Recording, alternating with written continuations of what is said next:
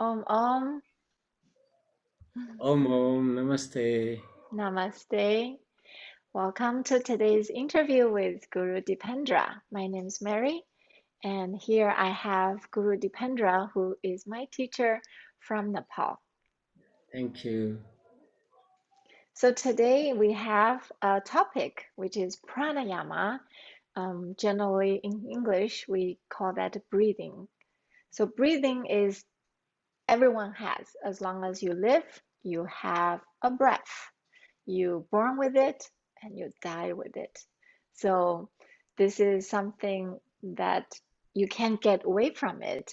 But a lot of people do have breathing problems. There's some common breathing problems, including shortness of breath, which in the past year, also the COVID-19 disease, as we know, all of the people who, regardless of the ages, they have shortness of breath. So Yes. can we use some of the breathing technique to increase our immune system, increase lung capacities, and even to fight COVID-19 symptoms? And so I have Yes, a lot of definitely. questions. I want to get the expert opinion from Guru Dipendra. Yes, definitely. Yes. So I have the first question is what are the benefits of breathing or pranayama practice? Yes, the body needs food, and the food is born with the help of the oxygen. So without your stove, your food that you buy from market is useless. Similarly, the food that we our body absorbs is useless if we cannot burn it with the oxygen. So right amount of oxygen should be inhaled to transfer that food energy to the physical and the chemical energy in the body. That will transfer. We can consume the energy that has been transferred only. The food is useless unless we breathe in properly. I It's one of see. the major parts, yes. And what other benefits, like for people who practice, what does practice pranayama mean? Like if I were to practice, I do it 5 times a day.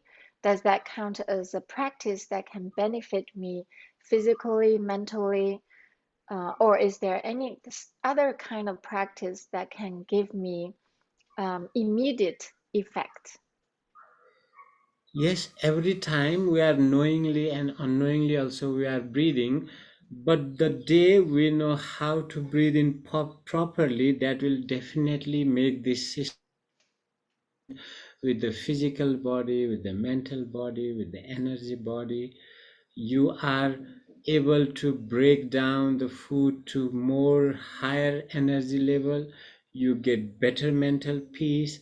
And these days, the breathing exercises are so important because the modern medical science found that all the diseases are coming out of stress. More than two-thirds of diseases are originating in the body because there is too much stress, there is too much anxiety, there is depression. So the breathing exercises help us to calm down. It helps us to de-stress ourselves. That helps us to heal better, because unless and until you are in a mode of relaxation, there is no healing in our system. So the breathing exercises will calm down your mind, it will de-stress you, and it will help you to boost your immunity. You will have a better healing power when you do breathing exercises. I can totally feel that myself because right before we met, I actually had some other things that stressed me out. And what I did have to do is meditate, keep my own focus on the breathing. And I did that for 10 minutes.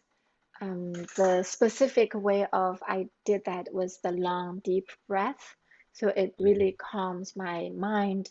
So, all the worries and anxieties, it went away just in a few minutes. So I really felt it benefits me just in a few, deep breath, a few minutes of time.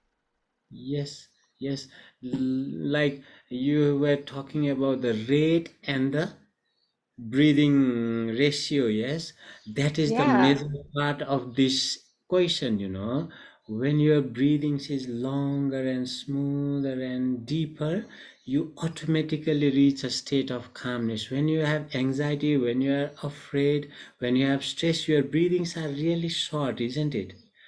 When you Yes. are relaxed, your breathings are long. The yogis notice that pattern, and in pranayama, that's why whenever you go to any yoga studio, they ask you to breathe in longer. When you breathe in longer, your body will automatically calm down. You will come to a state of relaxation.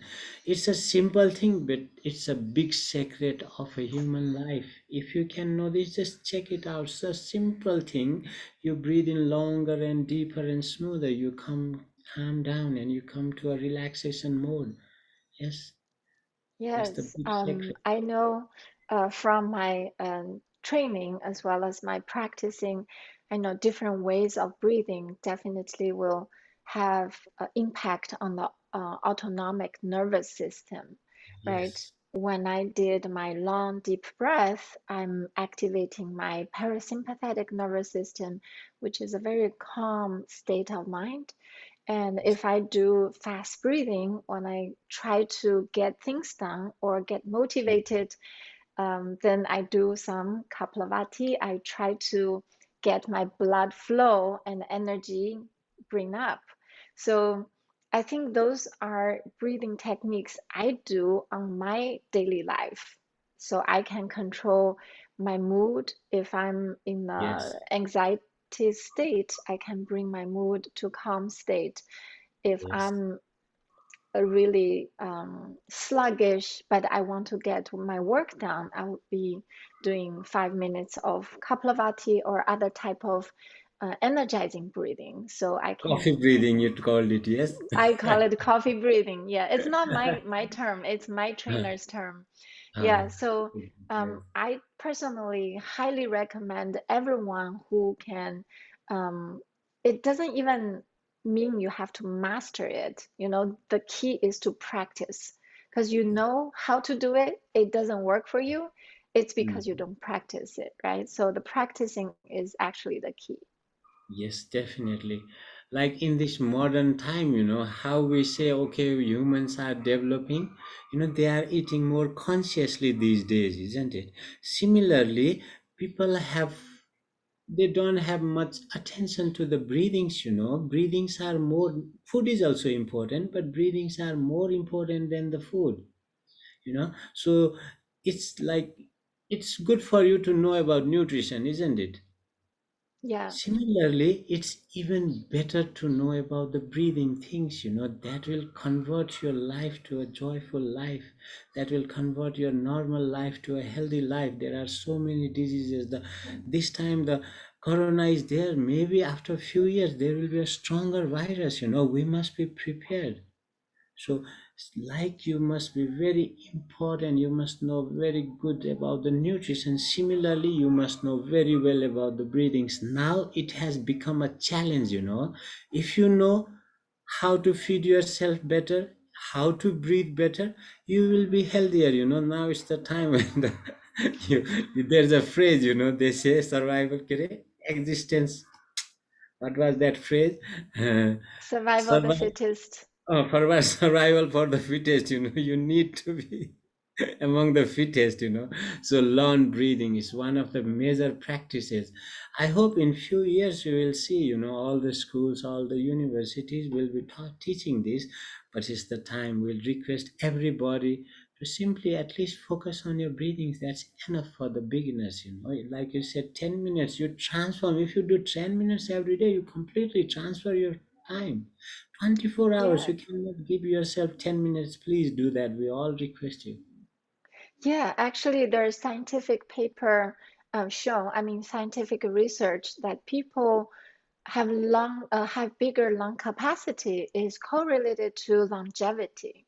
So the Oh, lung yes, healthy is really yes, highly correlated.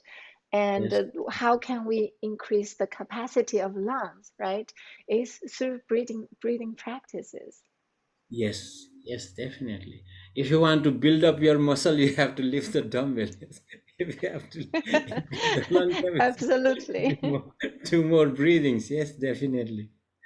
And then, in order to increase the lung capacity, we have to somehow use asanas to exercise the muscles around Yeah. our lungs, right? The intercostal muscles, our, Yes, expand our rib cages by certain asanas. So all yes, they are intertwined yes. together. It's not just like I want my lungs to expand without expanding the muscles around the lungs because you Yes, have a that, cage.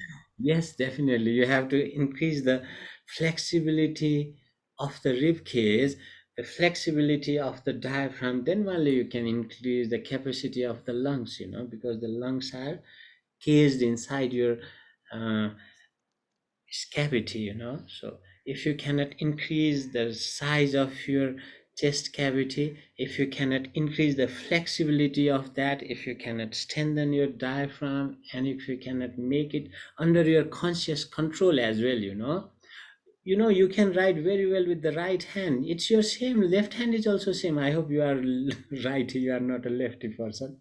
So you can draw such a good picture with your right hand, but you cannot do it with the left, because the right hand is under your conscious control, so when you do the breathing exercises every day, you bring your intercostal muscles, the chest area, the diaphragm, the lungs under your conscious control, that helps you to perform better breathing. That's why practice helps you to have a better connection between the brain and those muscles related with the breathing, It's also an involuntary action. Without your awareness, also it will happen. But when you do it with your awareness, there is a better coordination. The functioning gets better, definitely, yes. Yeah, here you mentioned that the diaphragm, right? Most of us are not really aware of where diaphragm is and how diaphragm works, Yes. and why it's important that when we practice the pranayama or any breathing techniques, it influences our diaphragm. How does the diaphragm related to our autonomic nervous system? Actually, diaphragm is the biggest and the strongest muscle just under your lungs, so if you can, because it's an autonomic system, isn't it? If you don't think, you don't breathe. No, you breathe even when you are not aware of it, yes. But consciously, we call it belly breathing in yoga. When you breathe in, the belly comes out. When you breathe out, the belly sucks in.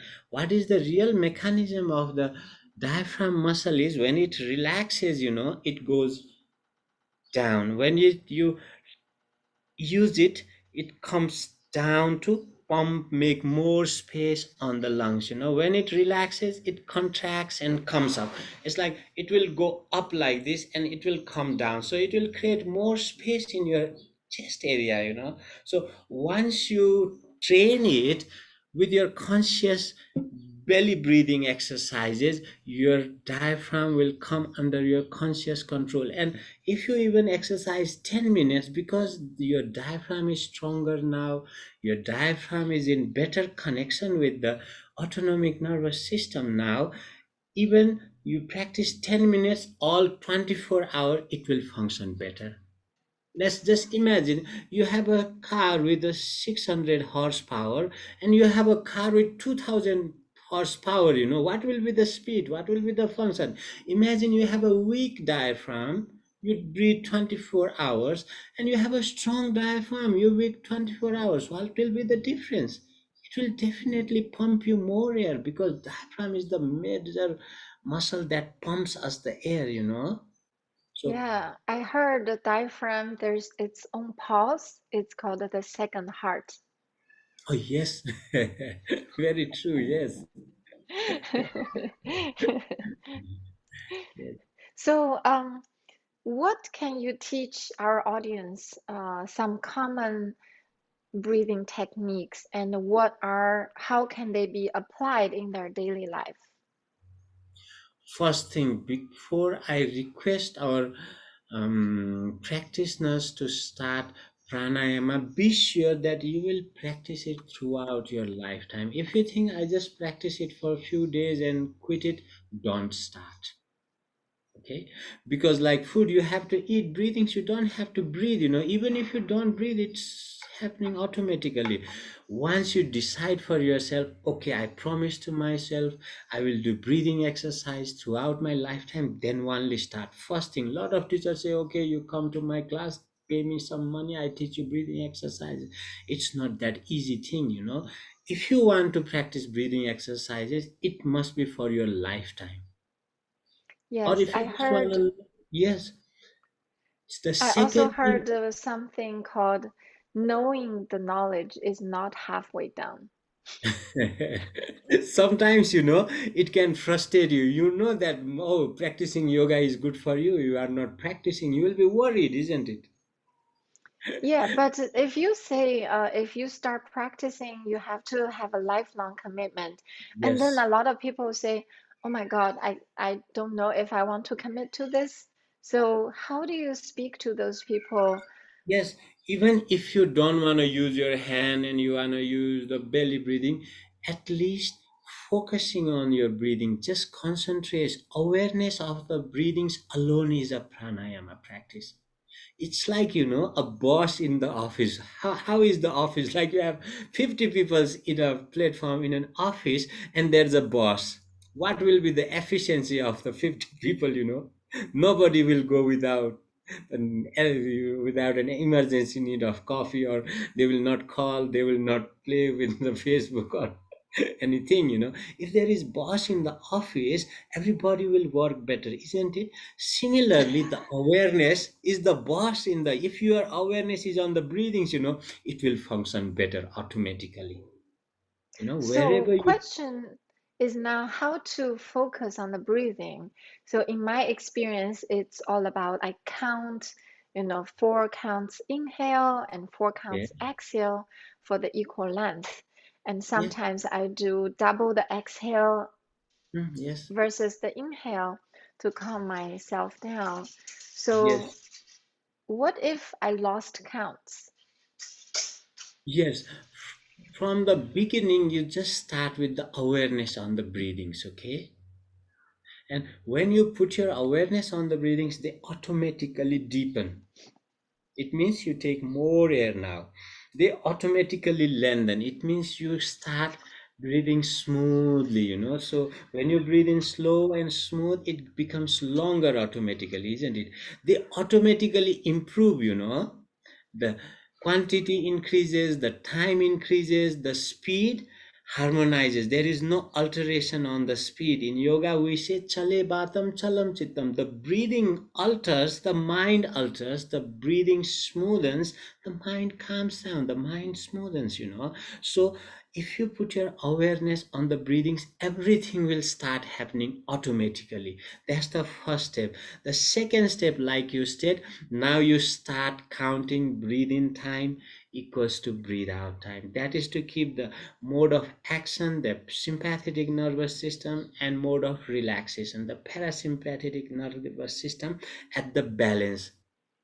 So now you knew that, okay, the breathing is sympathetic nervous system mode of action, the breathe out is parasympathetic nervous system breathe, the mode of relaxation. Now you can induce yourself. You want more action, work more with your breathe in. You want relaxation, more work more with your breathe out.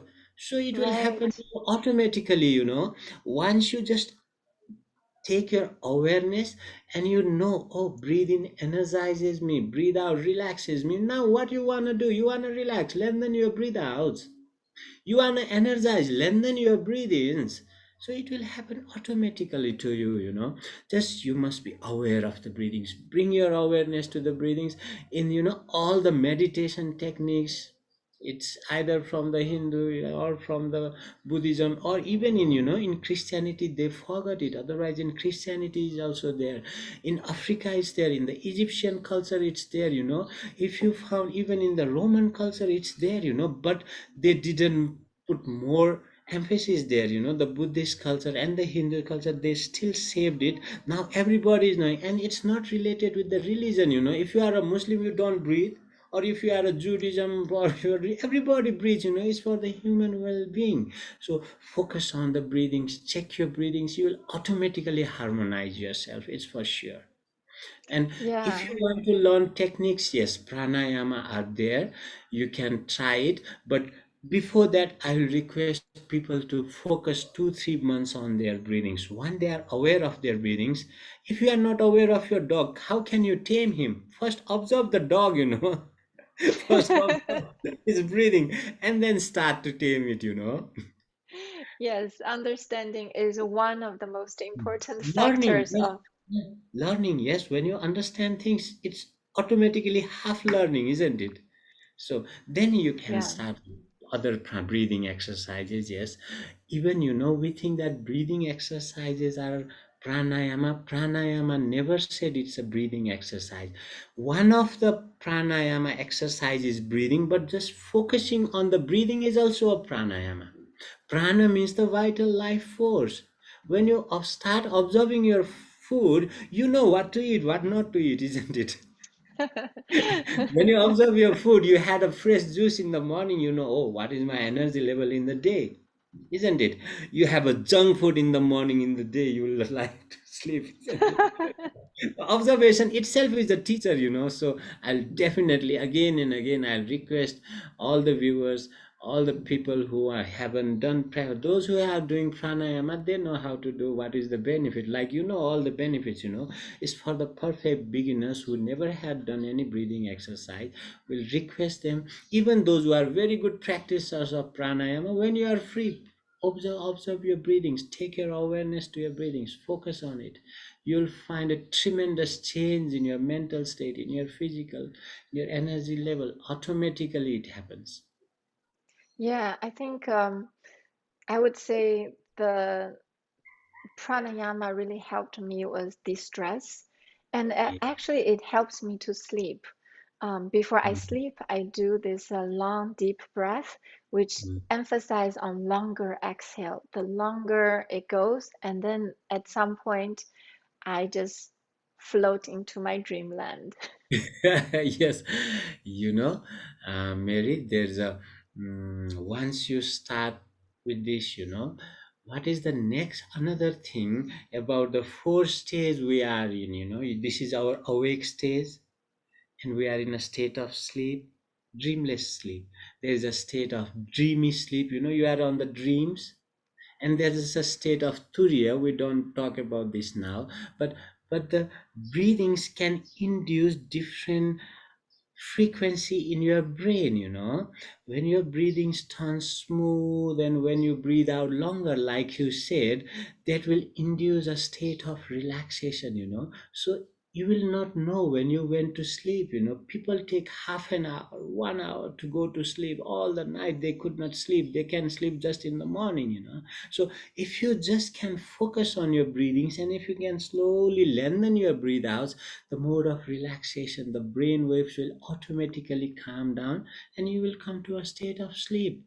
You know, Yeah, I call that slow breathing my melatonin. It's my free melatonin. melatonin. Yes, of course.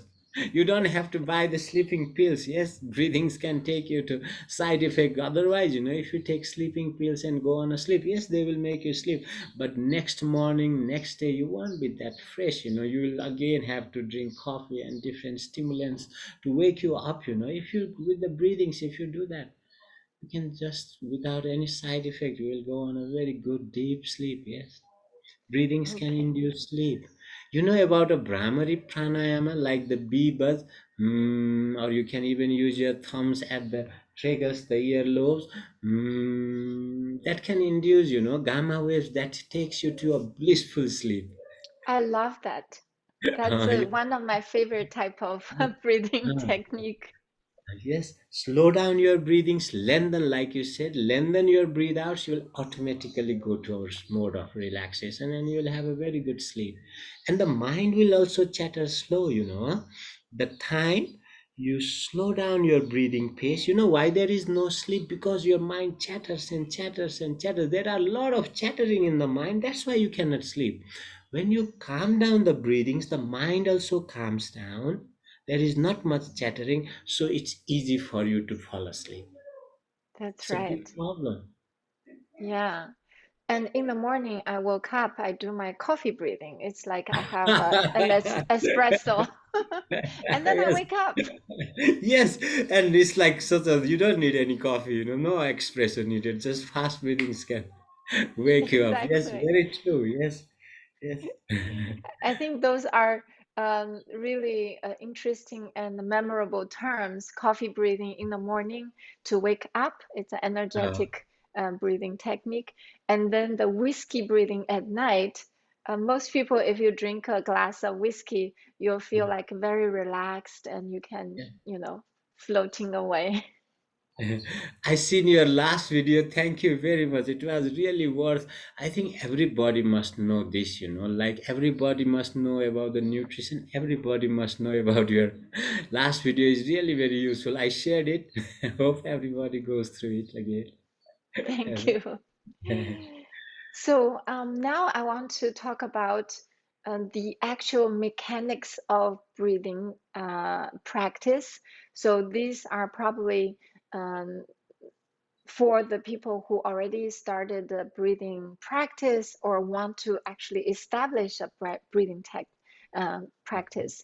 So one of the most important is like what is the best posture for breathing? I always heard from all my training, all my practice, I keep my spine straight. I sit tall and straight, or if I lay down in Shavasana, I also keep my spine straight. It's like I Yes, need to let this energy highway be yes. have a clearance so that Yes. I can prepare myself for it. Yes, definitely, Mary. That's the one and only thing most important because we have seen, in our Asian culture, we also sit down. In African culture, also they sit down because the floor are not very cold. In European culture, in like Canada, in the cold part of America, they cannot sit down. If you sit down, the mother will say, "Hey, you get up." You are not allowed to sit down, so the hips bones are not flexible to sit down easily on the ground. So they can sit down on the chair, doesn't matter. If you can sit down on the sitting poses, yes, we have Vajrasana, we have lotus pose, we have Sukhasana. It's nothing, it's just cross leg poses. They are very simple things, but the most important thing that matters is keeping the spine, you right, like you said, like when you keep the spine straight, you see the chest will be lifted. If you bend your spine, what will happen? Just imagine I'm keeping my spine straight, and what will be the capacity of my breathings? Yes, the diaphragm will be free. There will be enough space for the lungs to breathe. If I just collapse down, if I keep my spine bent, we never bend spine like this. We always sit down. We bend to the front. If you are like this, just imagine your diaphragm will not be functioning better. Your lungs don't have much space. When you keep the spine straight, the diaphragm has more space to come up and go down, to stretch, and the lips also have more space that will create more space for the lungs. The lungs will automatically function better when you keep your spine straight. We even recommend our students, the yoga practitioners, to be straight even in the office. Check for one day. You keep your spine straight and you'll find you are so full of energy all the day. And you sit down like this. These days we have seen, they put something a little bit like a support in the table to keep your computer a bit higher. Otherwise you are like this, in the table you sit down on the chair, you are like this. The lungs are compressed. When you keep your spine straight, not just the breathing process, Mary, even the pancreas, the liver, the stomach, the intestines get compressed when you have not straight spine. When you keep the spine straight, everything becomes easy anatomically. And if you want to talk about the energy also, like you said, the spine is the highway of the energy. from every joint of our spine, there's a connection from the spinal cord to the body. There's a neurological The connection. nerves. The nerves travel from the spinal cord to every single last cell is controlled with those neurological connection, neuro connection. So happens when you are straight, they can move very well. When you are bent, the that gets compressed. There Yeah. will be less flow of the brain commands the body. There are instructions from the brain to the body, and there are perceptions, different sense perceptions from the body to the brain. They get constricted. It becomes like a bottleneck when you bend your spine. When you are straight up, the energy flow is so smooth. Yeah, I would also, I would think maybe straight is not the best word. Maybe like the natural, Yes, extended version, right? of Because course. Yeah. sometimes I think our student will say, if I'm really straight, I'm tense, right? So Oh, that we have to relax everything, but keep that natural curve and yes. extension of the spine. Yes, definitely. It's like a S, yes, the letter S, but not exactly S, like a elongated yes. But Yes, it's like this. Yes, keep it natural. When you keep it straight, upright, and not like, don't strain yourself. Keep yourself upright but comfortably. There's a yeah, phrase like you iron your shirt and put it on a hanger. Your body must be straight, like easily straight.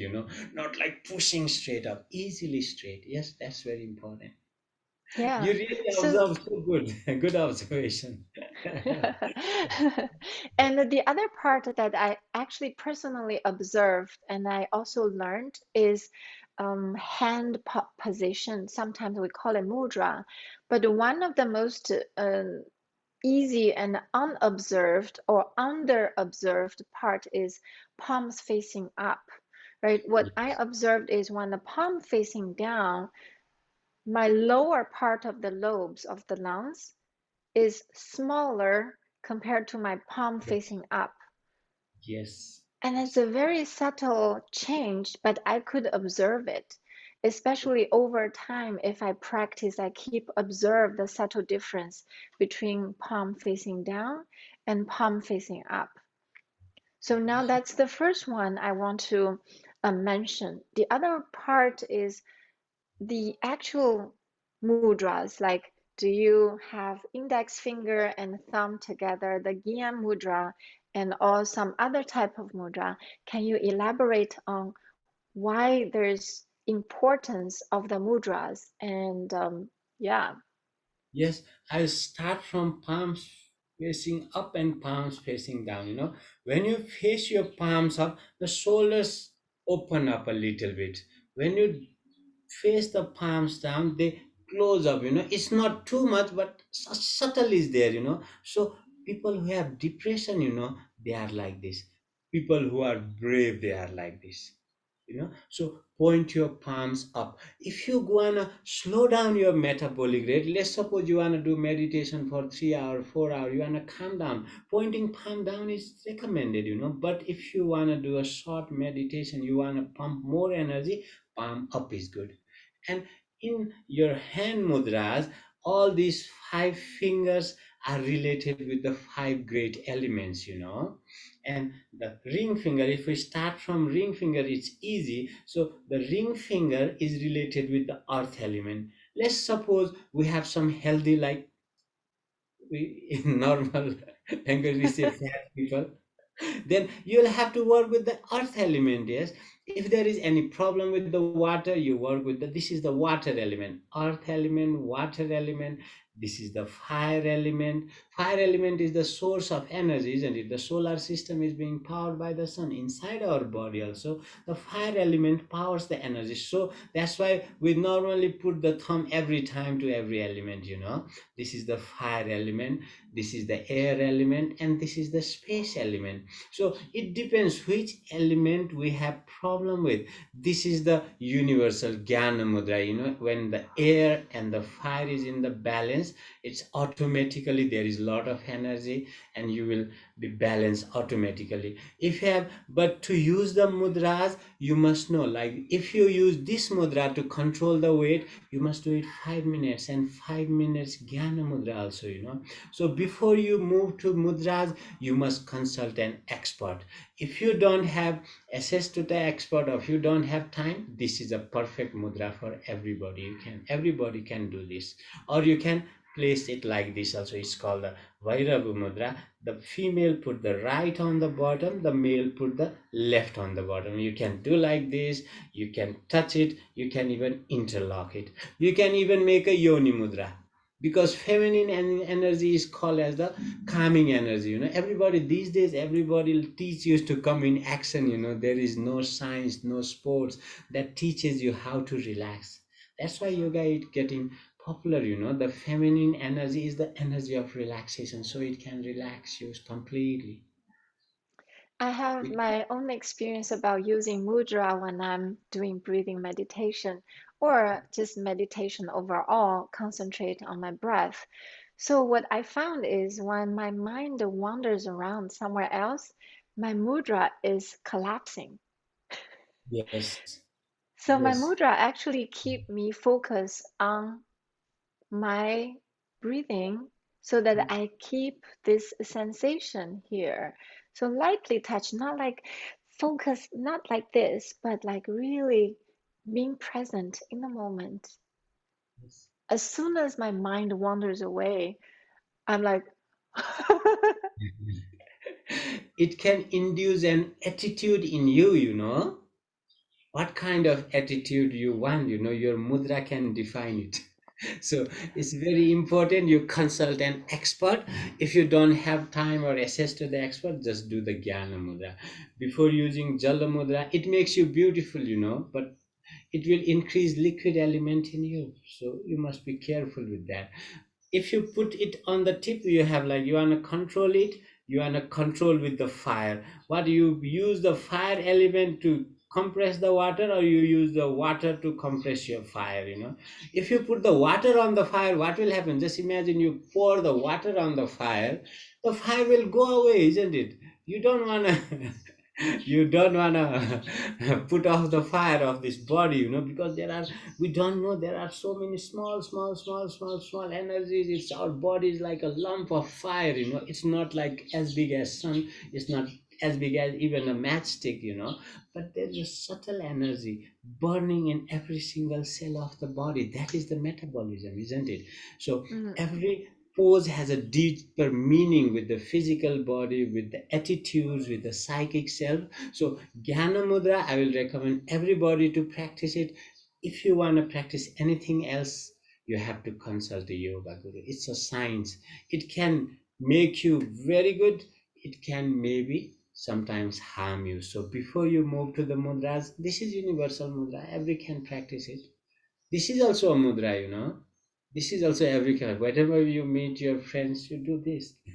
After Corona, they stop shaking the hands. It's very good. There are some universal mudras, but to use it as a therapy or as a means of converting your attitude, you must consult a expert. That's very important. Mudras are very strong. They can induce some attitude in you. So I don't think you want to induce unknowingly. It's a great yeah. science. Yes, mudra is something more advanced level. We Yes. suggest people to practice other type gradually and then go into the next level of practicing with mudra Yes. integrated with pranayama. So the other Yes. part of the pranayama I felt really helped me is also the retention. So inhale, Yes. breath retention in and exhale breath retention out. And one of the Iceman, Wim Hof, he also used retention techniques to really pump your body with lots of energy. And I did one of the Wim Hof technique. After basically 2 minutes of the Wim Hof technique, I could do 15 of push-ups, which I normally can only do 3 or 4 push-ups, the chaturanga, right? Yeah. So I think this breath retention really can gives me a lot of energy. It's like amazingly eye-opening. So can you talk about how the breath retention relate to our, say, blood circulation, the energy in our body and brain? Yes, there are four breathing things, One is you breathe in, and another is you breathe in and retain the breath inside. Another is you exhale and you retain the breath outside. Yes. So breathing and retention of the breath inside, what will happen, the body will get more time to absorb the oxygen. A lot of people never think about that we think that, oh, I'm breathing in a lot of air. I It doesn't mean that you are absorbing all the oxygen that has been inhaled, but when you inhale and retain the breath inside, the body gets a little bit of time to exchange the carbon dioxide and the oxygen there. The body can absorb the oxygen better. That is the absorption part. And regarding, these days the corona is hitting on the surface of your lungs, isn't it? So what happens when you breathe in and retain the breath inside? It's an expansion and retention. Yes. So that part will get stronger. When you breathe out, you squeeze those olive oils, they are like ball shaped, and you inhale and retain, they expand to their full capacity, and you have a good stretching, and the body can exchange the carbon dioxide with oxygen better, isn't it? Now when you exhale and you retain it, what happens? You squeeze it to its smallest size, and the body can release. The body gets time to suck the carbon dioxide from every single last cell of the body. It's like you are giving more time to the body to perform the absorption of the oxygen and release of the carbon dioxide more. By retaining the breathings, you are actually providing your body with more time to do the absorption and the release of oxygen, absorption and release of carbon dioxide better.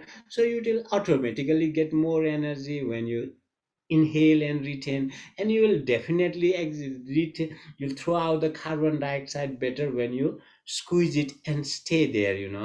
And it's also strengthening the last unit of your lungs. They are called oligoles. They get more stronger. Even corona gets in, they cannot bother it because it's so strongly built, because you are retaining inside and retaining, exhaling outside. Because till now they didn't have scientific evidence. We cannot say it is a medicine, but it will definitely support you. They are accepting that it supports. Maybe it may will have some researches that will prove that, oh, corona went inside the lungs, they were retaining breathings and they were retaining exhalation, they had strong surface, corona could not penetrate. It may come in the research, but today we cannot say that. But we'll definitely say that it will definitely help you to be stronger to fight against corona. Both way. Even it will help you to heal, it will help you not get bad impact with that. Yes, it's very important during this pandemic time. It will strengthen you. Yes. Wow, that's a lot of things we talked about, and I think practicing breathing from small, a few minutes a day to longer sitting if you want to, they all will benefit our body, our mind, and not even align our body, mind, and especially for mental fitness, right? Yes. So I feel like breathing is such a big and a great tool that we have under our nose tips. So, Yes. and it's free. Yes, it's free. You don't have to. It's better, Mary, if you have like access to the woods, if you have access to a big tree, go down there, and it's recommended to put some insulating thing because it's an energy game, when you are exercising with your breathings, you pump a lot of energy in the body, and we don't know that because there is no such a circuit that you can see.